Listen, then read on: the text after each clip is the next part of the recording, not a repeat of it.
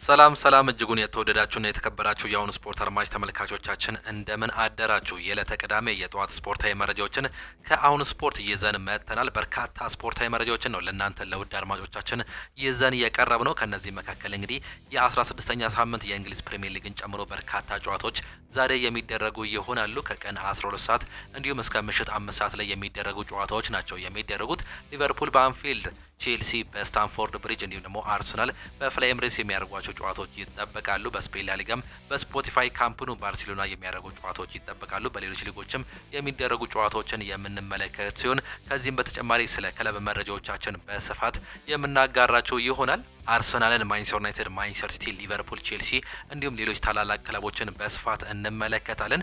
ከአሰልጣኞች ጋር የተነሱ ሀሳቦችንም እንዲሁ ለእናንተ ለውድ አድማጮቻችን የምናቀርብ ነው የሚሆነው። ብቻ እናንተ ከኛ ጋር እስከ መጨረሻ ድረስ ቆዩ እንጂ በርካታ መረጃዎችን የምታገኙ እንደሚሆን እንዲሁ ቃል እንገባላችኋለን። እኛም ቀጥታ ወደ ፕሮግራሞቻችን ነው የምናልፈው። ቅድሚያ ግን ዛሬ የሚደረጉ ጨዋታዎችን በስፋት በመመልከት ነው የምንጀምረው። ዛሬም በአውሮፓ ታላላቁ አምስቱ ሊጎች የሚደረጉ ጨዋታዎች አሉ። በተለይም የእንግሊዝ ፕሪሚየር ሊግ አራት ተጠባቂ ጨዋታዎች ይደረጋሉ። በዛሬው ዕለት የ16ኛ ሳምንት የእንግሊዝ ፕሪሚየር ሊግ አመሻሽ 12 ሰዓት እንዲሁም ደግሞ ምሽት 2 ሰዓት ተኩልና ምሽት 5 ሰዓት ላይ የሚደረጉ ጨዋታዎች ናቸው የሚኖሩት። አመሻሽ 12 ሰዓት ላይ ሁለት ጨዋታዎች ይደረጋሉ። በስታንፎርድ ብሪጅ እንዲሁም ደግሞ በአንፊልድ ናቸው የሚደረጉት። በአንፊልድ የሚደረገውን ጨዋታ ቅድሚያ ስንመለከት እንግዲህ ሊቨርፑል ብራይተን ኤንድ ሆቭ አልቢዮንን የሚያስተናግድበት ጨዋታ ይጠበቃል። እነዚህ ሁለቱ ክለቦች ያለፉትን ሁለት ጨዋታዎች ማሸነፍ አልቻሉም። ሊቨርፑሎች እንግዲህ ከተከታታይ ሽንፈት በኋላ ወደ አቻ የመጡበት ውጤትን ተመልክተናል። በተለይም ያለፉትን ሶስት ጨዋታዎች አንዱን አሸነፈው ሁለቱን አቻ መውጣትም ችለዋል። በብራይተን በኩል ደግሞ ስንመለከት ሁለት ተከታታይ ጨዋታዎችን አላሸነፉም። አንዱን በሜዳቸውና በደጋፊዎቹ ፊት 2-0 ሲመሩ ቆይተው በአስቶን ቪላ 4-3 የተሸነፉበትን ጨዋታ እናስታውሳለን። እንዲሁ ያለፈውን ጨዋታ ደግሞ ከዌስትሃም ጋር ያደረጉትን ጨዋታ አቻ እንዲሁ መውጣታቸውን የምናስታውሰውም ጉዳይም ነበር። በተለይም ያለፉትን አምስት ጨዋታዎች ደግሞ ስንመለከት በሊቨርፑል በኩል አንድ ጨዋታ ብቻ ነው ማሸነፍ እየቻሉት። በሁለቱ አቻ በሁለቱ ሽንፈት አስተናግዷል። በብራይተን በኩል ደግሞ ስንመለከት በሁለቱ አሸንፈው በሁለቱ አቻ ወጥተው በአንዱ ደግሞ ሽንፈትም አስተናግዷል። የዛሬው ጨዋታ በአንፊልድ ሮድ ስቴዲየም የሚደረገው እጅግ በጣም ተጠባቂ ነው። በተለይም ሊቨርፑል በአውሮፓ ቻምፒየንስ ሊጉ እንግዲህ ወደ ድል የተመለሰበትን ሳምንት እንዲሁ ተመልክተንም ነበር። በተለይም እንግዲህ በእንግሊዝ ፕሪሚየር ሊግ እንዲሁ ተከታታይ አቻዎችን ካስመዘገቡ በኋላ ወደ ጣሊያን አቅንተው ኢንተር ሚላንን በዶሚኒክ ሶቦዝ ላይ ብቸኛ 1-0 አሸንፈው መመለስም ችለው ነበር። ዛሬ ደግሞ እንዲሁ በእንግሊዝ ፕሪሚየር ሊግ በአንፊልድ ሮድ ስቴዲየም የሚያደርጉት ጨዋታ ይጠበቃል። እነዚህ ሁለቱ ክለቦች በታሪካቸው በተገናኙበት ጊዜ ሊቨርፑል 28 ጊዜ ማሸነፍ የቻለ ሲሆን 11ዱን ደግሞ በአቻ ውጤት አጠናቋል። 8ቱን ብራይተን ኤንድ ሆቭ አልቢዮን ማሸነፍ መቻሉን ነው የተመለከትነው። የመጨረሻ አምስቱን የእርስ በርስ ግንኙነት ስንመለከት ሊቨርፑል 3ቱን ያሸነፈ ሲሆን አንዱን ብራይተን ኤንድ ሆቭ አልቢዮን አንዱን ደግሞ በአቻ ውጤት ማጠናቀቅም ችለዋል። አሰልጣኝ አርነ ስሎት እንግዲህ ለውጦችን እያሳየን እንደሆነ እያስመለከትን እንገኛለን ሲሉ ገልጸዋል። በተለይም ያለፉትን ተከታታይ 3 ጨዋታዎች እንዲሁም 4 ጨዋታዎች በተከታታይ አልተሸነፍንም። ሁለቱን አቻ ስንወጣ ሁለቱን ማሸነፍም ችለዋል። ይህም ደግሞ ጥሩ ለውጥ እያሳየን እንደሆነ በቲሜ ውስጥ አይቻለሁ ሲሉ መግለጻቸውን ነው እየተመለከትን የምንገኘው። ሌላኛው በሊቨርፑል በኩል የሚነሳው ጉዳይ እንግዲህ ሞሐመድ ሳላህ ጉዳይ ነው። የተጫዋች እንግዲህ ብስጭቱን ከገለጸ በኋላ በአንፊልድ የመቆየት እድሉ እጅግ በጣም ጠባብ ነውም እየተባለም ይገኛል። በተለይም ከአመራሮቹ እንዲሁም ደግሞ ከአሰልጣኝ አርነ ስሎት ጋር ያለው ቁርሾ እየሰፋ እንደሆነም ገልጸዋል። አሰልጣኝ አርነ ስሎትም ሲጠየቁ እንግዲህ ይህን ነገር ለመቅረፍ እንሞክራለን ብለው መናገራቸው ምናልባትም ቁርሾቹ እጅግ ሰፊ ሊሆኑ ይችላሉ የሚሉ ግምቶች እየወጡም ይገኛሉ። ያለፈውን ጨዋታ ደግሞ ያለ ሞሐመድ ሳላህ እንዲሁ ማሸነፋቸው እንግዲህ ይህ ክለብ ምናልባትም እንግዲህ ይህን ተጫዋች ምናልባትም በሚቀጥሉት ጊዜያትም በተጠባባቂ ወንበር ላይ ሊያስቀምጡት እንደሚችሉ እየተመለከትን እንገኛለን። ያለፉትን 4 ጨዋታዎች እንግዲህ የተጫዋች መጫወት አልቻለም በቋሚ አሰላለፍ ውስጥ። የመጨረሻዎቹን 2 ጨዋታዎች ደግሞ ከነጭራሹ መጫወት አልቻለም። በዚህም የተነሳ የተጫዋች ወደ ተጠባባቂ ወንበር መውረዱን ተከትሎ ሊቨርፑል ነጥቦችን እያመጣ መሆኑን ተከትሎ እንግዲህ አሁንም ይህ ነገር ከባድ ሊያደርገው እንደሚችል በርካቶቹ እየገመቱም ይገኛሉ። ዛሬ በአንፊልድ ሮድ የተጫዋች እንግዲህ ወደ አፍሪካ ዋንጫ ከመሄዱ በፊት የመጨረሻ ጨዋታውን በአንፊልድ ያደርግ ይሆን ወይስ ደግሞ ዛሬም ከጨዋታ ውጪ ይሆን የሚለውን አብረን የምንመለከት ይሆናል። በጉዳት ምክንያት የማይገኙ ተጫዋቾችን ግን ስንመለከት በሊቨርፑል በኩል ኮዲ ጋክፖ፣ ኮነር ብራድሊ፣ ጀርሚ ፍሪምፖንግ፣ ፍሬድሪኮ ኬዛ፣ ዋታሮ ኤንዲዮ እንዲሁም ደግሞ ጆቫኒ ሊዮኒ በጉዳት ምክንያት የማይገኙ መሆናቸው እየተገለጸም ይገኛል። በብራይተን ኤንድ ሆቭ አልቢዮን በኩል ደግሞ ስንመለከት ያሲን አይሪ፣ ካውሩ ሚቱማ፣ ጀምስ ሚለር፣ ቲዝማስ እንዲሁም ደግሞ ቶም ዋርተን፣ አዳም ዌብስተር በጉዳት ላይ የሚገኙ ተጫዋቾች ናቸው። ሶሊ ማርሽም እንዲሁ ከጉዳት ያልተነሳ ተጫዋች መሆኑን ነው እየተመለከትን የምንገኘው። እነዚህ ተጫዋቾች በሁለቱም ክለቦች በኩል አይገኙም። በኮከብ ጎል አግቢነት እንግዲህ በዛሬው ዕለት በጉዳት ምክንያት የማይገኘው ኮዲ ጋክፖ 4 ጎልና 3 አሲስት በማስመዝገብ በሊቨርፑል ቤት የሚጠቀስ ሲሆን ሆጎ ኤክቲኬ 5 ጎልና 1 አሲስት አስመዝግቧል። መሐመድ ሳላ 4 ጎልና 2 አሲስት አስመዝግቧል። በዛሬው ጨዋታ ግን የመገኘት እድሉ አሁንም አጣብቂኝ ውስጥ እንደገባ ነው የምንመለከተው። ዲፌንሲቭ ሚድፊልደር ላይ የሚጫወተው ሪያን ግራቨንበርች 3 ጎልና 2 አሲስት አስመዝግቧል። በብራይተን በኩል ዳኒ ሚታሂ ሚሳ ዊልቤክ 7 ጎሎችን በማስቆጠር እንግዲህ በዚህ ዓመት ሶስተኛ ኮከብ ጎል አግቢ እንደሆነ እየተመለከተ እንገኛለን። ያኩባ ሚንቴ ይህ ወጣት ተጫዋች 4 አሲስት እና 1 ጎል አስመዝግቧል። ቫን ሃቼ ደግሞ 3 ጎልና 1 አሲስት ያስመዘገበ ተጫዋች መሆኑን ነው እየተመለከተን የምንገኘው። ይህ ጨዋታ እንግዲህ በሁለቱም ክለቦች መካከል እጅግ በጣም ተጠባቂ ጨዋታ መሆኑን ነው የተመለከትነው። ብራይተን ኤንድ ሆቭ አልቢዮን 8ኛ ደረጃነት እንዲሁም ሊቨርፑል ደግሞ 10ኛ ደረጃ ላይ ተቀምጠዋል። ሁለቱም ክለቦች 23 ነጥብ አላቸው። ብራይተን 4 ጎሎችን የያዘ ሲሆን ሊቨርፑል ምንም አይነት ጎልም የለውም። በዚህም የተነሳ እንግዲህ የዛሬው ጨዋታ በሁለቱ ክለቦች መካከል የደረጃ ለውጥ ይፈጥራልም ተብሎም ይጠበቃል። 12 ሰዓት ላይ የሚጀምር ጨዋታ ነው። ሌላኛው በለንደን ስታንፎርድ ብሪጅ ቼልሲ ከኤቨርተን ጋር የሚያደርጉት እጅግ በጣም ተጠባቂ ጨዋታ አለ። በተለይም ቼልሲዎች ያለፉትን ተከታታይ ጨዋታዎች በሽንፈት ማጠናቀቃቸውን ተከትሎ እንግዲህ ዛሬም ወደ ቶፕ 4 ውስጥ እየገሰገሰ ከሚገኘው ኤቨርተን ጋር የሚያደርጉት ጨዋታ እጅግ በጣም ይጠበቃል። ዴቪድ ሞይስ እንግዲህ ያለፉትን ተከታታይ ጨዋታዎች እያሸነፉም ይገኛሉ። ዛሬም ምናልባትም ወደ ስታንፎርድ ብሪጅ ወደ ለንደን አቀንተው እንግዲህ ሌላ ቶፕ 6 ውስጥ የሚጠበቀውን ቼልሲን እንግዲህ የሚገጥሙም ነው የሚሆኑት። ዛሬ የሚደረገው ጨዋታ እጅግ በጣም ተጠባቂ ጨዋታ ነው።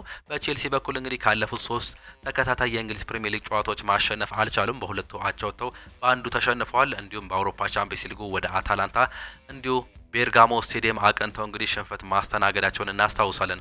2-1 በሆነ ውጤት ዛሬም በሜዳቸውና በደጋፊዎች ፊት ምን ያጋጥማቸዋል በርካቶቹ እየጠየቁም ይገኛሉ። በተለይም የሞሴስ ካይሴዶ ቀይ ካርድን ተመልክተን እንግዲህ በእንግሊዝ ፕሪሚየር ሊግ ቼልሲ እጅግ በጣም እየተፈተነ የሚገኝ ክለብ ነው። በተቃራኒው የዴቪድ ሞይሱ ኤቨርተን ስንመለከት ካለፉት 5 ጨዋታዎች 4ቱን አሸንፏል፣ 1 ሽንፈት አስተናግዷል። በዚህም የተነሳ እንግዲህ ደረጃውን እያሻሻለ እንደሚገኝ ነው እየተመለከተን የምንገኘው።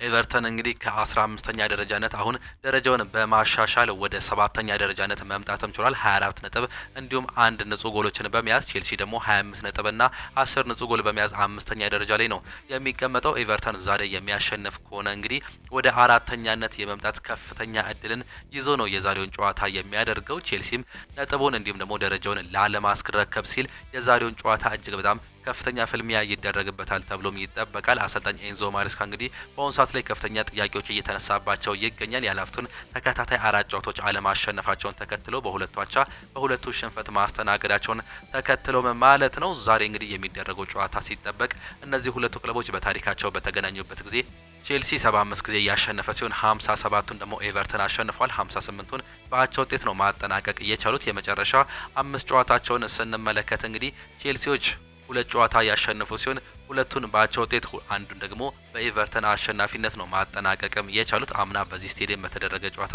ቼልሲ 1-0 በሆነ ጠባብ ውጤት አሸንፎም ነበር። በአሁኑ ሰዓት ላይ በጀርመን ባየር ሙኒክ የሚገኘው ኒኮላስ ጃክሰን ነው ብቸኛውን ጎል አስቆጥሮ እንዲሁ 3 ነጥቧን ማግኘትም የቻሉት። በዛሬው ጨዋታ ላይ በቼልሲ በኩል በርካታ ተጫዋቾች አይገኝም። ሞሴስ ካይሴዶ በቅጣት ምክንያት የማይገኝ ተጫዋች ነው። ዌስሊ ፎፋና፣ ሊያም ዴላፕ፣ ሮሜዮ ላቪያ፣ ሌቪ ኮልዊል እንዲሁም ደግሞ ዲያሮ ኦሱጎ በጉዳት ምክንያት የማይገኙ የቼልሲ ተጫዋች መሆናቸውን ነው የተመለከት ነው። በኤቨርተን በኩል ኮልማል፣ ማርሊል ሆል እንዲሁም ደግሞ ጃራድ ብሬዝዌይት በጉዳት ምክንያት የማይገኙ ተጫዋቾች መሆናቸውን ነው እየተመለከተን የምንገኘው። በኮከብ ጎል አግቢነት ደግሞ ስንመለከት ፔድሮ ኔቶ 5 ጎልና 2 አሲስት በማስመዝገብ በቼልሲ ቤት የሚጠቀስ ሲሆን ብራዚሊያው ዣኦ ፔድሮ እንዲሁ 4 ጎልና 3 አሲስቶችን አስመዝግቧል። ኤንዞ ፈርናንዴዝ 4 ጎልና 1 አሲስት ያስመዘገበም ተጫዋች ነው። ኤቨርተን በኩል ደግሞ ስንመለከት ኬርናን ዲቪሩሃል 4 ጎልና 2 አሲስት ያስመዘገበም ተጫዋች ነው። በተለይም ያለፉትን 3 እና 4 ጨዋታዎች ላይ ተከታታይ ጎል እያስቆጠረ የሚገኝ ወሳኝ ተጫዋቻቸው መሆናቸውን ነው እየተመለከተን የምንገኘው። ኢልማን ኒንጃይ 4 ጎልና 2 አሲስት ያስመዘገበ ሲሆን ጃክ ግሪሊሽ 4 አሲስት እና 2 ጎል ያስመዘገበ ሌላኛውም ተጫዋች ነው። ይህ ጨዋታ 12 ሰዓት ላይ የሚጀምር ጨዋታ መሆኑን ተመለከተን። አሰልጣኝ ኤንዞ ማሬስካ ከአሰልጣኝ ዴቪድ ሞይስ ጋር የሚፋጠጡበት ሌላኛው ጨዋታም ነው። ሌላኛው ምሽት 2 ሰዓት ተኩል ላይ የሚደረገው የበርንሌይ እንዲሁም ደግሞ የፉላም ጨዋታ ነው። የጨዋታ በተርፍ ሞር ነው የሚደረገው። በርንሌይ እንግዲህ ተከታታይ ሽንፈቱን ለመቀልበስ ከፉላም ጋር የሚያደርገው የዛሬ የሜዳው ጨዋታ ይጠበቃል። ያለፉትን ተከታታይ 5 ጨዋታዎች ማሸነፍም አልቻለም። 10 ነጥብ በመያዝ 19ኛ ላይ የሚገኘው በርንሌይ በሜዳውና በደጋፊዎች ፊት በተርፍ ሞር 15ኛ ደረጃ ላይ የሚገኘውን ፉላምን ይገጥማል። ፉላም ካለፉት 5 ጨዋታዎች 3ቱን ሽንፈት ሲያስተናግድ በሁለቱ ግን ድል እንደቀናው ነው እየተመለከተን የምንገኘው። እነዚህ ሁለቱ ክለቦች 43 ጊዜ በሆነ ውጤት በርንሌይ ያሸነፈ ሲሆን 29ን ፉላም ማሸነፍም ችሏል። 18ቱን በአቻ ውጤት ነው ማጠናቀቅ እየቻሉት። በጉዳት ምክንያት የማይገኙ ተጫዋቾች አሉ። በበርንሌይ በኩል የቀድሞ የማንቸስተር ሲቲ ተጫዋች የሆነው ካይል ወከር በጉዳት ምክንያት አይገኝም።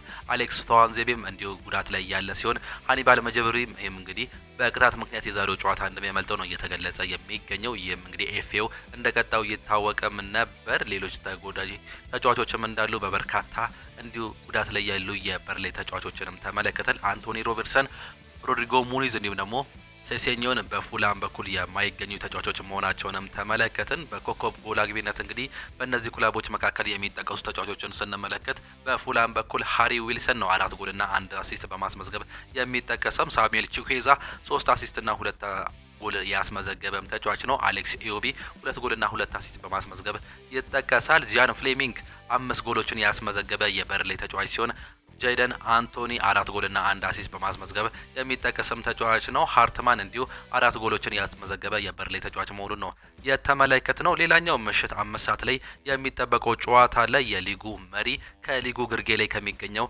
ክለብ ጋር የሚጫወት ነው የሚሆነው። ፍላይ ኤምሬትስ አርሰናል ከወልቨርሃምፕተን ጋር የሚያደርጉት ጨዋታ ይጠበቃል። በዚህ ዓመት እንግዲህ 2 ነጥቦችን ብቻ መሰብሰብ እየቻለው በሙሊኒክስ ስቴዲየም የሚጫወተው ወልቨርሃምፕተን የሊጉ ግርጌ ላይ ይገኛል። በተቃራኒው ደግሞ በዚህ ዓመት እጅግ በጣም ጥንካሬ ላይ የሚገኘው አርሰናል በ33 ነጥብ እንዲሁም በ19 ንጹህ ጎል እንግዲህ የሊጉ መሪ እንደሆነ እናስታውሳለን። በሚኬል አርቴታ የሚመራው በዚህ ዓመት ቲም ስፕሪቱን ከፍ ያደረገው ቲም ሩዝን እንዲሁ ደግሞ ያሰፋው አርሰናል እንግዲህ በዚህ ዓመት የዋንጫ ግምቶች እየተሰጡት ይገኛሉ። ዛሬም የሊጉ ግርጌ ላይ ከሚገኘው ከወልቨርሃምፕተን ጋር ነው ጨዋታውን የሚያደርገው። ምንም እንኳን ያለፈውን ጨዋታ በአስቶን ቪላ 2-1 በሆነ ውጤት መሸነፉንም ብናስታውሰም ዛሬ ግን ቀለል ያለ ግጥሚያ ይሆንለታል ተብሎም ይጠበቃል። ያለፈውን ጨዋታ እንግዲህ አርሰናል አንዳቻ ሆኖ እንግዲህ ሽርፍራፊ ሰከንዶች ሲቀሯቸው ነበር በስተመጨረሻም በተቆጠረባቸው ጎል 2-1 በሆነ ውጤት በአስቶን ቪላ እየተሸነፉት። ያለፉትን 3 እና 4 ዓመታት በአስቶን ቪላ እየተፈተነ የሚገኘው አርሰናል እንዲሁ ዳግም ተሸንፎም ነበር። ዛሬ ግን ወልቨርሃምፕተንን በሰፊ የጎል ልዩነት ያሸንፋል ተብሎም ይጠበቃል። ወልቨርሃምፕተን የመጨረሻ ጨዋታውን በሙሊኒክስ ስቴዲየም እንግዲህ ከማንቸስተር ዩናይትድ ጋር ነበር ጨዋታውን ማድረግም የቻለው 4-1 በሆነ ሰፊ ውጤትም ተሸንፏል። በዛ ጨዋታ ላይ እንግዲህ ምን ያህል ፍራስትሬት ያደረገ ክለብ እንደሆነ በርካቶቹ እንደተመለከቱ ስለ ወልቨስ የሚያነሱ ሰዎችም እየገለጹም ይገኛሉ። ዛሬ ደግሞ ጠንካራውን አርሰናል ነው ከሜዳቸው ውጪ የሚገጥሙት። ወልቨርሃምፕተን ዛሬ ከአርሰናል ጋር የሚያደርገው ጨዋታ እጅግ በጣም ከባድ ሊሆንበት እንደሚችል እየተገለጸም ይገኛል። በአርሰናል በኩል ግን ይህ ጨዋታ አንጻራዊ ካለፉት ተከታታይ ጨዋታዎች እንዲሁ ቀላል እንደሚሆን ነው እየተገለጸ የሚገኘው። የመጨረሻ 5 ተከታታይ ጨዋታዎችን ስናስታውስ እንግዲህ በአርሰናል በኩል ሰንደርላንድ ጋር ያደረጉትን ከሜዳቸው ውጪ ያደረጉትን ጨዋታ እናስታውሳለን። 2-1 ሲመሩ ቆይተው በስተመጨረሻም 1 ጎል ተቆጠረባቸው አቻ የወጡበት። ከዛም በኋላ በሰሜን ለንደን ደርቢ በፍላይ ኤምሬትስ ከቶተናም ጋር ያደረጉትን ጨዋታ 4-1 አሸነፉ። ከቼልሲ ጋር 1 አቻ በሆነ ውጤት እንደተጠናቀቀ እናስታውሳለን። ቼልሲ በ10 ተጫዋች ነበር እንዲሁ መጫወትም የቻለው። ከዛ በኋላ ከብሬንትፎርድ ጋር ያደረጉትን ጨዋታ 2-0 አሸነፉ። እንዲሁ ከሜዳቸው ውጪ ያለፈውን ጨዋታ ደግሞ በቪላ ፓርክ ከአስቶን ቪላ ጋር ተጫውተው ሽንፈት አስተናግዶም ነበር። ተከታታይ 5 ከባድ ጨዋታዎችን እንዲሁ መወጣትም ችሏል። ከ5ቱ እንግዲህ 1 ሽንፈት ብቻ ነው ማስተናገድ የቻሉት። 2ቱን አቻ 2ቱን ድል ማስመዝገብ ችለዋል። ዛሬም በሜዳቸውና በደጋፊዎች ፊት የሚያደርጉት ጨዋታ ይጠበቃል። እነዚህ ሁለቱ ክለቦች በታሪካቸው በርካታ ጊዜ የተገናኙ ሲሆን 62 ጊዜ አርሰናል አሸንፏል፣ 30 ጊዜ ደግሞ ወልቨርሃምፕተን ያሸነፈ ሲሆን 28ቱን በአቻ ውጤት ነው ማጠናቀቅም የቻሉት። የመጨረሻ 5 ጨዋታዎችን ስንመለከት 5ቱንም አርሰናል ድል ማስመዝገብ መቻሉን ተመለከተን። በዛሬው ጨዋታ ላይ የማይገኙ ተጫዋቾች አሉ። በአርሰናል በኩል ምናልባትም እንግዲህ ዲክላን ራይስ በዛሬው ጨዋታ ላይ የመገኘት እድሉ ጠባብ ሊሆን እንደሚችል እየተገለጸም ይገኛል። ይህም እንግዲህ በፊዚካል ዲስኮንፈርት ምክንያት ነው እንግዲህ ላይገኝ ይችላል እየተባለ የሚገኘው። ተከላካዮቹ ጋብሪኤል ማካሌዝ፣ ሪካርዶ ካላፊዮሪ፣ ዊሊያም ሳሊባ እንዲሁ ጉዳት ላይ ያሉ ተጫዋቾች ናቸው። ሊያንድሮ ትሮዛርድ፣ ክሪስቲያን ሞስኬራ፣ ማክስ ዶማን፣ ካይ ሃቨርትዝ የተጎዱ ተጫዋቾች መሆናቸውን አሰልጣኙ እየገለጹም ይገኛሉ። በዛሬው ጨዋታ ላይ የመገኘት እድላቸውም ጠባብ ነው። የጋብሪኤል ማጋሌዝ፣ የዊሊያም ሳሊባ ጉዳይ እንዲሁ የተረጋገጠ ነው። ማክስ ዶማን እና እንዲሁ ክሪስቲያን ሞስኬራ፣ ካይ ሃቨርትዝ የተረጋገጡ መሆናቸውን ነው አሰልጣኙ እየገለጹም የሚገኙት። በወልቨርሃምፕተን በኩል ደግሞ ስንመለከት ሙንቴሲ፣ ሮድሪጎ ጎሜዝ እንዲሁም ደግሞ ዳኒ ቤንትሊ በጉዳት ምክንያት የማይገኙ መሆናቸውንም ተመለከትን። በአርሰናል በኩል በጉዳት ላይ የሚገኘው ሊያንድሮ ትሮዛርድ 4 ጎልና 3 አሲስት በማስመዝገብ ይጠቀሳል። አይበሬቼ ኤዜ 4 ጎልና 2 አሲስት ያስመዘገበ ሲሆን ሚኬል ሜሪኖ 3 ጎልና 3 አሲስት አስመዝግበዋል። ቡካዮ ሳካ 4 ጎልና 1 አሲስት ያስመዘገቡ ተጫዋቾች ናቸው። በዚህ ዓመት እንግዲህ አርሰናል በአንድ ተጫዋች ላይ ዲፔንድ አንሆንም። በርካቶቹ በአጥቂ ስፍራ ላይ የሚሰለፉ ተጫዋቾች እንግዲህ በርካታ ጎሎችን እያስቆጠሩም ይገኛሉ። ይህም እንግዲህ እንደ ምሳሌነት የጠቋስኳቸውን 4 ተጫዋቾችን መመልከትም እንችላለን። የእንግሊዝ ፕሪሚየር ሊግ ጨዋታዎች እንደዚህ ከገለጽንላችሁ ዘንድ እንግዲህ ወደ ስፔን ላሊጋ እናመራለን። በስፔን ላሊጋም 4 ያክል ጨዋታዎች ይደረጋሉ። ቀን 10 ሰዓት ላይ አትሌቲኮ ዲ ማድሪድ ቫሌንሲያን የሚያስተናግድበት ጨዋታ ይጠበቃል። አትሌቲኮ ዲ ማድሪድ ደረጃውን ለማሻሻል እንዲሁም ደግሞ ወደ ድል ለመመለስ እንግዲህ የሚያደርገው ጥረት ዛሬም እንዲሁ የሚቀጥል ይሆናል። የመጨረሻ ተከታታይ 2 ጨዋታዎችን ተሸንፏል። በሳን ማሜስ እንዲሁም ደግሞ በስፖቲፋይ ካምፕኑ 2 ጨዋታዎችን ተከታታይ ከሜዳቸው ውጪ መሸነፋቸውን እናስታውሳለን። ዛሬ ግን በሜዳቸውና በደጋፊዎች ፊት ድል ይቀናቸዋል ተብሎም ይጠበቃል። 4ኛ ደረጃ ላይ የሚቀመጠው አትሌቲኮ ዲ ማድሪድ እንግዲህ የዛሬው ጨዋታ ከባድ ቢሆንበትም እንዲሁ ያሸንፋል ተብሎ ቅድሚያ ግምት የተሰጠውም ክለብ ነው። ማዮርካ ከኤልቼ ጋር ይጫወታሉ። ባርሴሎናም በስፖቲፋይ ካምፕኑ ኦሳሶናን የሚያስተናግድ ነው የሚሆነው። የሊጉ መሪ የሆነው ባርሴሎና እንግዲህ ከኦሳሶና ጋር የሚያደርገው የምሽቱ 2 ሰዓት ተኩል ጨዋታ እጅግ በጣም ተጠባቂ መሆኑን ነው እየተመለከተን የምንገኘው። ኦሳሶና ካለፉት 5 ጨዋታዎች 1 ጨዋታ ብቻ በማሸነፍ እንግዲህ 15ኛ ደረጃ ላይ መቀመጥም ችሏል። ባርሴሎናን ደግሞ ስንመለከት ተከታታይ 6 ጨዋታዎችን እንዲሁ ድል ማድረግም ችሏል። የሊጉ መሪ እንደሆነም እንዲሁ ተመልክተንም ነበር። በዛሬው ጨዋታ ላይ ዳኒ ኦልሞ፣ ሮናልዶ አራሆ እንዲሁም ደግሞ ጋቪ በጉዳት ምክንያት የማይገኙ ተጫዋቾች መሆናቸውን በባርሴሎና በኩል እየተመለከተን እንገኛለን። ሌላኛው ምሽት 5 ሰዓት ላይ ሄታፌ ከኢስፓኞል ጋር የሚያደርጉት ጨዋታም ነው ተጠባቂው ጨዋታ። በጣሊያን ሴሪኤ 3 ጨዋታዎች ይደረጋሉ። ቶሪኒዮ ከክሮሞኔንሴ ጋር ሲጫወቱ፣ ፓርማ ከላዚዮ እንዲሁም ደግሞ አታላንታ ከካግሊያሪ ጋር የሚያደርጉት የዛሬ ተጠባቂ ጨዋታዎች ናቸው። በጀርመን ቡንደስሊጋ 5 ያክል ጨዋታዎች ናቸው የሚደረጉት። ሴንት ፖሊ ከሄዴኒየም ሲጫወቱ፣ ሆፈኒየም ሃምበርገርን ያስተናግዳል። ቦርሲያ ሞንቼግላድባ ከወልፍስበርግ ሲጫወቱ፣ ኢንትራንክ ፍራንክፈርት ከአውግስበርግ እንዲሁም ባየር ሌቨርኩሰን ከኮሎኝ ጋር የሚያደርጉት ጨዋታ ይጠበቃል። በፈረንሳይ ሊጓንም የሚደረጉ መርሃ ግብሮች አሉ። ስቴድ ሬንስ ከብረስት ጋር ሲጫወቱ፣ ሜትስ ፔስጂን ያስተናግዳል። ፓሪስ ከቶሉስ ጋር የሚያደርጉት ጨዋታ ሌላኛው ተጠባቂ የፈረንሳይ ሊጓን ጨዋታዎች ናቸው። በዛሬው ዕለት እንግዲህ ብራይተን ከሜዳ ውጪ ከሊቨርፑል ጋር፣ ቼልሲ ኤቨርተንን እንዲሁም ደግሞ አርሰናል ወልቭስን የሚያስተናግዱበት የእንግሊዝ ፕሪሚየር ሊግ ተጠባቂ ጨዋታዎች ናቸው። እነዚህን ጨዋታዎች እንድታዩ እንዲሁም ደግሞ ቅድሚያ ግምታችሁን ኮመንት ቦክስ ላይ እንድታጋሩን እየጠየቅን እኛ ቀጥታ ወደ ሌሎች ፕሮግራሞቻችን አለፍን። አሰልጣኝ አርኔ ስሎት ይናገራሉ። ከካራባኦ ካፕ በመሰናበታችን ደስተኛ ነኝ ሲሉ ነው የሚገዙት። የሊቨርፑል አሰልጣኝ የሆኑት አርኔ ስሎት ቡድናቸው ከካራባኦ ካፕ በመሰናበቱ መደሰታቸውን በሰጡት አስተያየትም ገልጸዋል። ከካራባኦ ካፕ ውድድር ሰንበት ተደስቻለሁ ያሉት አሰልጣኝ አርኔ ስሎት ምክንያቱም ከመጀመሪያ ቡድኑ የነበሩት 13 ተጫዋቾች ብቻ ነበሩ በማለትም ተናግረዋል። ባለፉት 4 ጨዋታዎች አልተሸነፍንም፣ ተጋጣሚያችን ላይ ኳስ መስርቶ በማጥቃት ችግር መፍጠር ችለናል፣ ነገር ግን በውጤቱ ረገድ እድለኛ አልነበረም ሲሉ አሰልጣኙ መናገራቸውን ነው የተመለከት ነው። የእንግሊዝ ፕሪሚየር ሊግ የወሩ ምርጥ ተጫዋችም ታውቋል። የእንግሊዝ ፕሪሚየር ሊግ የ2025-26 የወራሃ ህዳር የወሩ ምርጥ ተጫዋች ይፋም ተደርጓል። በዚህ መሰረት የብሬንትፎርዱ የፊት መስመር ተሰላፊ የሆነው ኢጎር ቲያጎ ተጫዋቹ እንግዲህ የወሩ ምርጥ ተጫዋች ተብሎ መመረጡን ነው የተመለከትነው። ኢጎር ቲያጎ የእንግሊዝ ፕሪሚየር ሊግ የወሩ ምርጥ ተጫዋች ሽልማትን ያሸነፈ በታሪክ የመጀመሪያው የብሬንትፎርድ ተጫዋች መሆንም ችሏል። ኢጎር ቲያጎ በወሩ ባደረጋቸው 4 ጨዋታዎች 5 የፕሪሚየር ሊግ ጎሎችን እንዲሁ ማስቆጠር መቻሉን እናስታውሳለን። አርሰናል የእጅጌ ላይ ስፖንሰር ማግኘቱ ነው እየተገለጸ የሚገኘው። የሰሜን ለንደኑ ክለብ አርሰናል ከሚቀጥሉት የውድድር ዘመን ጀምሮ አዲስ የእጅጌ ላይ ስፖንሰር እንደሚጠቀምም ተገልጿል። መድፈኞቹ በአመቱ መጨረሻ ከቪዚት ሩዋንዳ ጋር የነበራቸው የእጅጌ ላይ ስፖንሰርሺፕ ስምምነት እንደሚቋረጥም ማሳወቃቸውም ይታወቃል። አርሰናል ቀጣይ ዲል ከተባለ የፔሮል እንዲሁም ደግሞ የሰው ኃይል አስተዳደር ተቋም ጋር የእጅጌ ላይ ስፖንሰርሺፕ መስማማታቸው ነው የተገለጸው። ይህንም ተከትሎ በቀጣይ አርሰናል እጅታው ላይ ቪዚት ሩዋንዳ ከሚለው ቦታ ላይ ዲል የሚል አርማ እንደሚያስቀምጡ እየተገለጸም ይገኛል። የዊሊያም ሳሊባ ከወልቭስ ጋር ጨዋታ ያደርጋል የሚሉ አንዳንድ ጥያቄዎች እየተነሱም ይገኛሉ። የሰሜን ለንደኑ ክለብ አርሰናል አሰልጣኝ ሚኬል አርቴታ ዊሊያም ሳሊባ ያጋጠመው ጉዳት የቁርጭምጭሚት ጉዳት መሆኑንም አረጋግጧል። ዊሊያም ሳሊባ በዛሬው የወልቭስ ጨዋታ መድረሱን እርግጠኛ እንዳልሆኑ የገለጹት አሰልጣኙ ከሰዓት በኋላ ልምምድ አለን እንገመግመዋለን ሲሉ ትላንትናም ተናግሯል። ኤቨርተን ጨዋታ ይደርሳል ብዬ አስባለሁ፣ ዛሬ ግን መድረሱን አላውቅም ሲሉ እንዲሁ ተናግሯል። የ24 ዓመቱ ተከላካይ ዊሊያም ሳሊባ በጉዳት ምክንያት ባለፉት 4 ጨዋታዎች እንዲሁ ቡድኑን ማገልገልም አልቻለም። ጁሊያን ቲምበር መጠነኛ ጉዳት አጋጥሞታል። በጨዋታው መድረሱን እናያለን። ራይስም ህመም ያጋጠመው ይመስላል። ይህንም አብረን እናያለን ሲሉ ነው እየገለጹ የሚገኙት።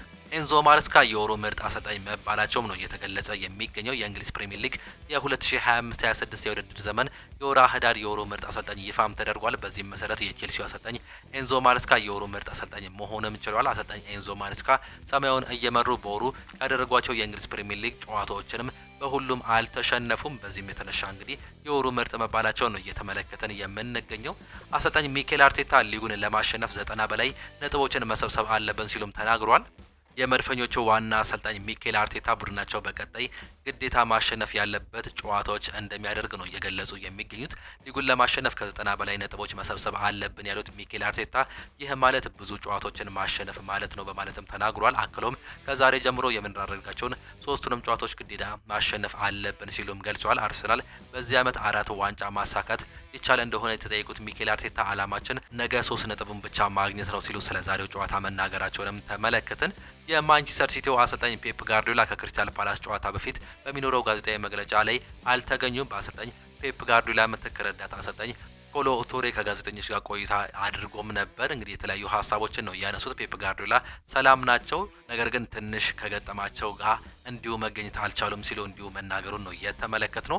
ፖል ስኮልስም ይናገራል። አሰልጣኝ ሩበን አሞሪም ለዩናይትድ አይሆንም ሲል ነው የሚገልጸው። የቀድሞ የማንቸስተር ዩናይትድ ታሪካዊ ተጫዋች ፖል ስኮልስ አሰልጣኝ ሩበን አሞሪም ለኃላፊነቱ አይመጥንም ሲልም ተናግሯል። አሰልጣኝ ሩበን አሞሪም ማንቸስተር ዩናይትድን የሚያውቀው አይመስለኝም፣ ስለ ክለቡ የሚረዳ አይመስለኝም ሲልም ሀሳቡንም ሰጥተዋል። አክሎም ለክለቡ ትክክለኛ ሰው ነው ብዬ አላስብም ሲል በአሰልጣኙ ላይ እምነት እንደሌለው የቀድሞ የማንቸስተር ዩናይትድ ሌጀንድ ተጫዋች የሆነው ፖል ስኮልስ እየገለጸም ነው የሚገኘው። ኤቨርተንን ማሸነፍ በጣም አስፈላጊ ነው ሲሉ ደግሞ ኤንዞ ማሬስካም ተናግሯል። የሰማያዊዎቹ ዋና አሰልጣኝ ኤንዞ ማሬስካ ከዛሬው ከኤቨርተን ጨዋታ በፊት አስተያየታቸውንም ሰጥተው ነበር። ኤንዞ ማሬስካ ምን አሉ የሚለውን ስንመለከት የኤቨርተን ጨዋታ አስፈላጊ ነው፣ ሁሉም ጨዋታ አስፈላጊ ናቸው፣ ኤቨርተንን ካሸነፍን ለኛ የተሻለ ይሆናል ሲሉም ገልጿል።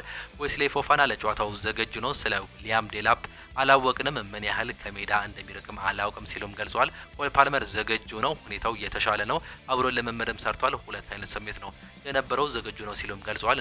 እንነጋገራለን፣ ይህ እግር ኳስ ነው፣ ለዚህም ነው ነጥቦችን እየጣለን የምንገኘው ሲሉም ገልጿል። አሰልጣኝ ሩበን አሞሪም ቤንጃሚን ሴስኮ ከጉዳቱ ቢያገግምም የምግብ መመረዝ ገጥሞታል ሲሉም ገልጿል። የማንቸስተር ዩናይትድ የፊት መስመር አጥቂ የሆነው ቤንያሚን ሴስኮ ከጉዳቱ ማገገሙን አሰልጣኝ ሩበን አሞሪም አሳውቋል። ተጫዋቹ ቡድኑ ሰኞ ከበርንማውዝ ጋር በሚያደርገው መርሃ ግብር ወደ ሜዳ ሊመለስ እንደሚችልም ገልጿል።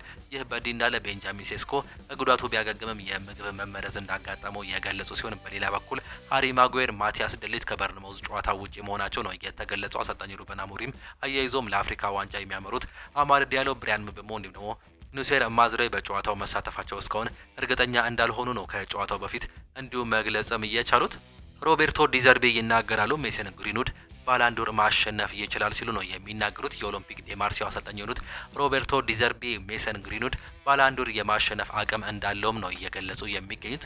ግሪንውድ ያለው አቅም ትልቅ እንደሆነ በየቀኑ አያለው፣ አውሮፓ ላይ በሱ ደረጃ ላይ ያለ ተጫዋች አላየሁም ሲሉ የሚናገሩ ሲሆን እሱ ባላንዶር የማሸነፍ አቅም አለው ሲሉ ያነሱት አሰልጣኙ ለባላንዶር መፎካከር የሱ ኃላፊነት ነው፣ ነገር ግን ለባላንዶር ይመጥናል ሲሉ እንዲሁ መናገራቸውን እየተመለከተን ነው የምንገኘው። የተጫዋች እንግዲህ ከማንቸስተር ዩናይትድ ተገፍቶ መውጣቱን እናስታውሳለን። አሰልጣኙ ሩበን አሞሪም ከባድ ጨዋታ ይሆናል፣ ነገር ግን ማሸነፍ አለብን ሲሉም ስለዚህ ጨዋታ ማንሳቻቸው ነው እየተመለከተን የምንገኘው። ስለ ሰኞው ጨዋታ የማንቸስተር ዩናይትድ አሰልጣኝ ሩበን አሞሪም ሲናገሩ ተጋጣሚያችን በርንሞዝ አስደናቂ ቡድን ነው ሲሉ የገለጹት ሲሆን በርንሞዝ ጥሩ አሰልጣኝ እንዲሁም ደግሞ ተጫዋቾች ያላቸው ምርጥ ቡድን ናቸው፣ ውጤቱ ሳይሆን አጫወታቸው ነው የማየው ሲሉ አሰልጣኙ እየተናገሩ ሲሆን አክለውም በጣም ከባድ ጨዋታ እንደሆነ ጠብቃለሁ፣ ነገር ግን ማሸነፍ አለብን፣ በተለይ በሜዳችን ይህ አላማችን ነው ሲሉም ገልጸዋል። ሜሰን ማውንት በጣም ብልህ እንዲሁም ደግሞ ቴክኒካል ተጫዋች ነው፣ ቡድኖችን ሚዛን እንዲጠብቅ አድርጓል፣ እሱም ምርጥ ተጫዋች ነው ሲሉ ስለዚህ ተጫዋችን መናገራቸውን ነው እየተመለከተንም የምንገኘው። ሞሐመድ ሳላህ ወደ ቡድኑም ይመለሳልም ተብሏል። ግብጻዊ የፊት መስመር ተሰላፊ የሆነው ሞሐመድ ሳላህ ብራይተንን በሚገጥመው የሊቨርፑል ስብስብ ውስጥም ተካቷል። ሞሐመድ ሳላህ ከአሰልጣኝ አርኔ ስሎት ጋር ያለውን ጥሩ ውይይት በኋላ ወደ ቡድኑ መመለሱ ነው እየተገለጸ የሚገኘው። ሳላህ በቅርቡ የሰጠውን አስተያየት ተከትሎ ከሊቨርፑል የአውሮፓ ሻምፒዮንስ ሊግ ስብስብ ውጪ ተደርጎ እንደነበረም ይታወቃል። አሁን ላይ የተፈጠረው ችግር ሙሉ ባይፈታም እንግዲህ ጥሩ ሂደት ላይ መሆኑ ነው የተገለጸው። ሞሐመድ ሳላህ ከብራይተን ጨዋታ በኋላ ለአፍሪካ ዋንጫ ውድድር ፈነወኖቹን የሚቀላቀልም ይሆናል። ሊቨርፑል ይህንን የተፈጠረውን ችግር ለመፍታት አንድ ጥሩ ነገር አድርገው እንደሚመለከቱትም እየገለጹም ይገኛሉ።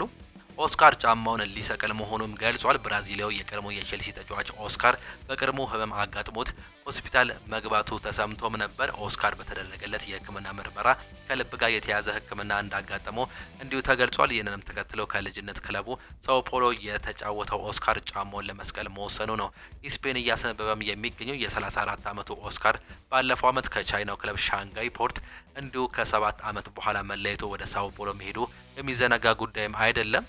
ሊዮኔል አንድሬስ ሜሲ የዓመቱ ምርጥ ተጫዋችም ተብሏል። አርጀንቲናው የፊት መስመር ተሰላፊ ሊዮኔል አንድሬስ ሜሲ የኢንተር ሚያሚ የዓመቱ ምርጥ ተጫዋች በመባልም ተመርጧል። ሊዮኔል አንድሬስ ሜሲ በውድድር ዓመቱ በሊጉ ከኢንተር ሚያሚ ጋር 29 ጎሎችን አስቆጥሮ 19 አመቻችቶ ማቀበልም ችሏል። በተጨማሪም በሌሎች ውድድሮች እንግዲህ 11 የግብ ተሳትፎ በማድረግ ለክለቡ ጥሩ ግልጋሎትን መስጠትም ችሏል። በሌላ በኩል ጆርዲ አልባ የኢንተር ሚያሚ የዓመቱ ምርጥ የኋላ መስመር ተሰላፊ በመባል መመረጡን ነው እየሰማ ነው።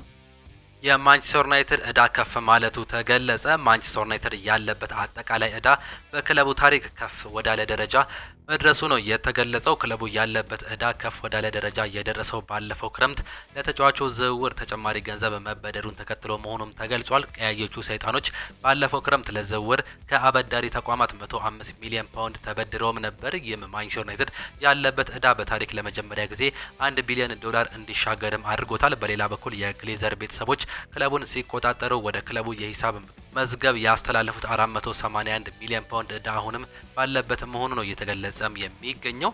እንደ ቡድን አሁን የተሻለ እየተጫወተን ነው ብዬ አስባለሁ ሲል ይናገራል።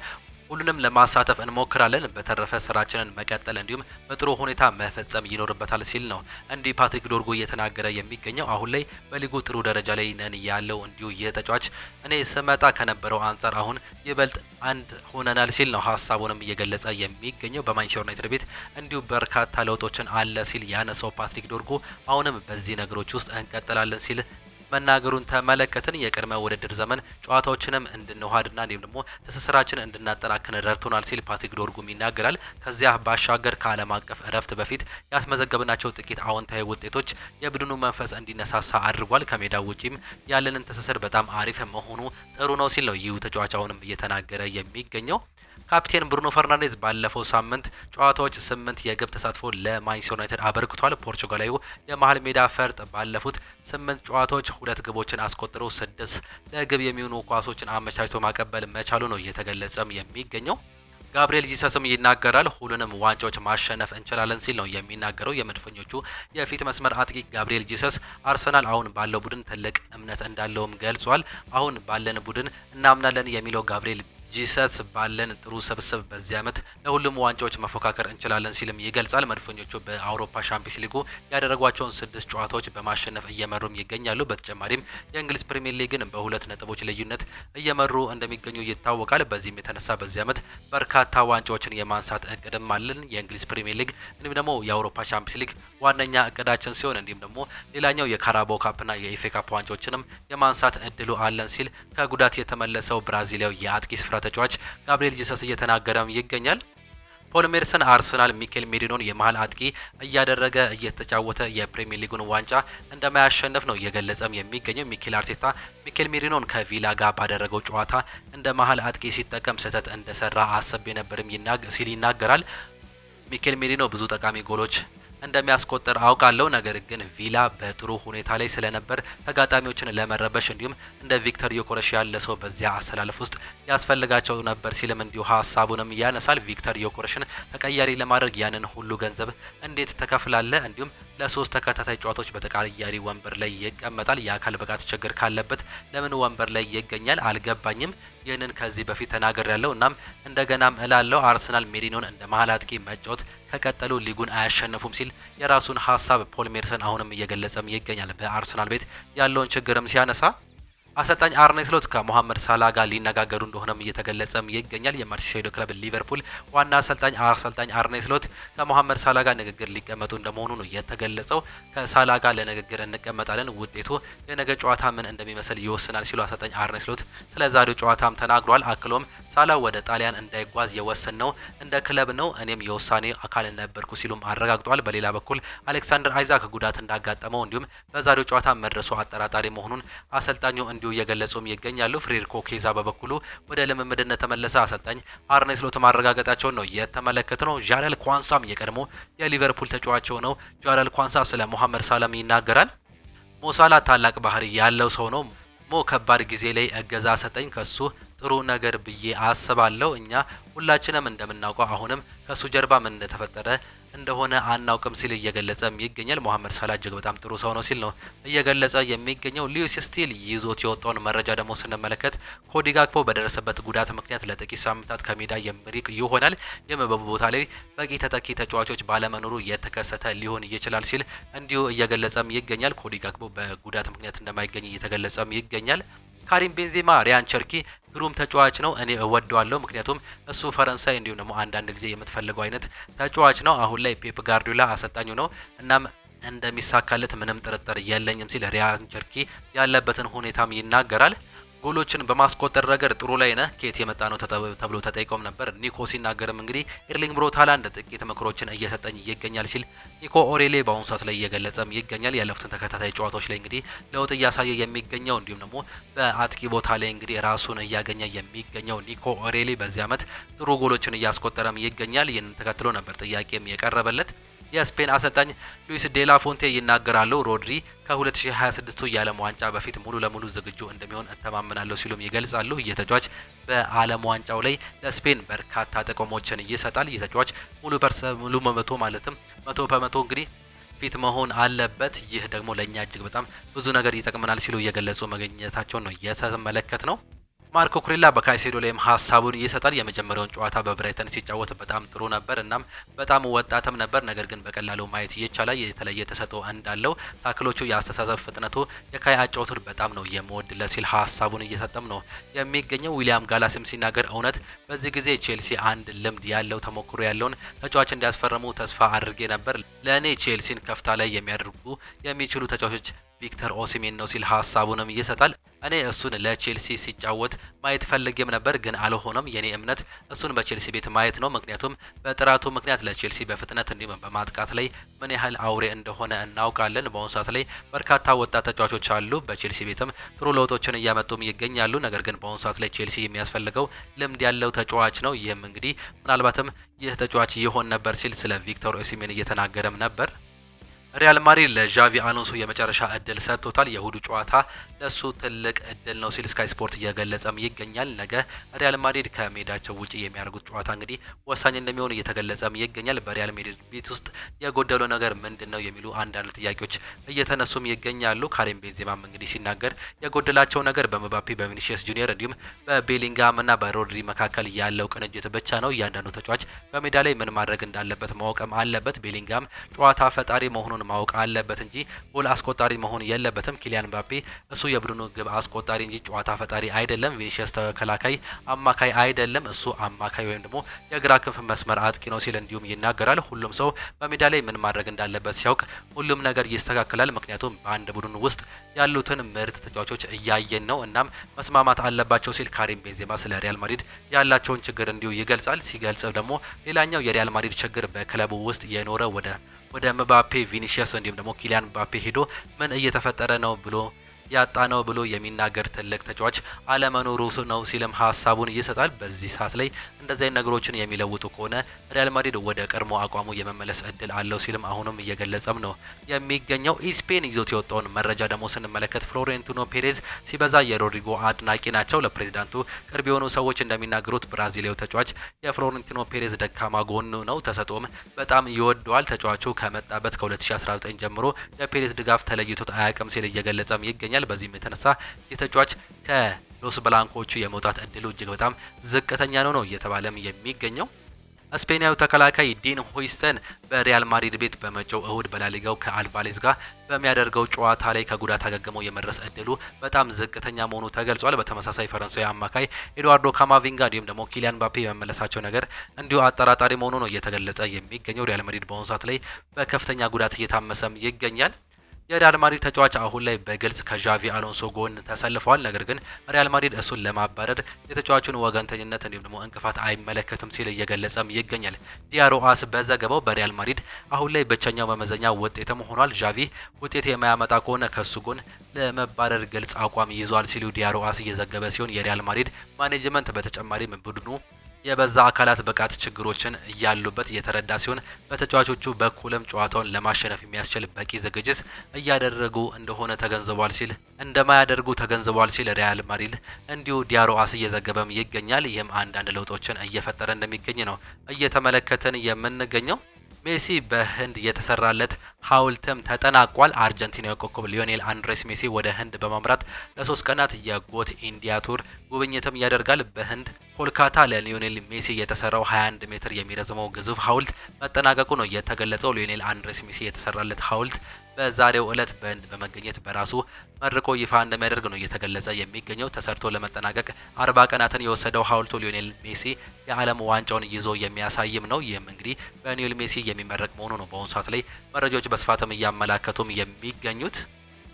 እጅጉን የተወደዳችሁና የተከበራችሁ የአሁኑ ስፖርት አድማጭ ተመልካቾቻችን ለዛሬ የነበረን ስፖርታዊ መረጃዎቻችን ይህንን እየመስሉ ነበረ። ፕሮግራሞቻችንን እንዴት አያችኋቸው? ሀሳብ አስተያየታችሁን ኮመንት ቦክስ ላይ ልታጋሩን ትችላላችሁ። የዛሬ የአሁኑ ስፖርት ፕሮግራሞቻችን በዚሁ የሚጠናቀቁ ነው የሚሆኑት።